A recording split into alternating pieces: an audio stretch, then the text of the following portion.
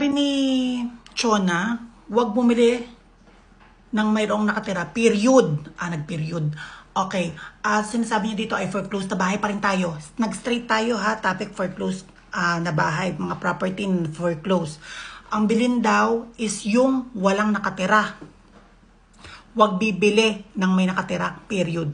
Kapag ganyan ang mindset ng lahat ng tao, wala nang foreclosed na bahay.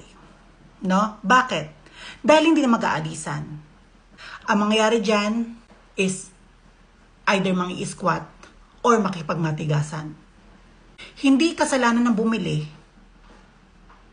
kung bakit na foreclose yung bahay na yon na nabili niya. May nakatira man o wala.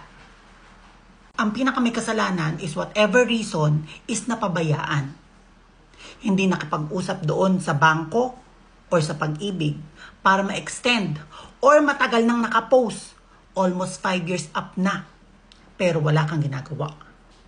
Kung ang gagawin mo is huwag kang bibili ng may nakatira, still may mga taong bibili pa rin sa mga bahay na occupied na na-foreclose. Kung ayaw mo ng sakit sa ulo, huwag kang bibili ng occupied. Pero kung tingin mo namang may karapatan ka, kaya mong ipaglaban, gusto mong dumaan sa proseso, sa legal, bumili ka ng occupied. Bakit mag-a-adjust yung mga taong gustong umangat, makabili ng property para may extra income doon sa mga taong naging irresponsable na magbayad ng bahay nila na ang mag-a-adjust ay yung mga nakabili? Hindi yun ganon. Kung wala ng taong bibili ng occupied na mga foreclosed na property, mausisa mo, lahat na nang nakatira sa mga foreclosed na bahay ay hindi na kanila.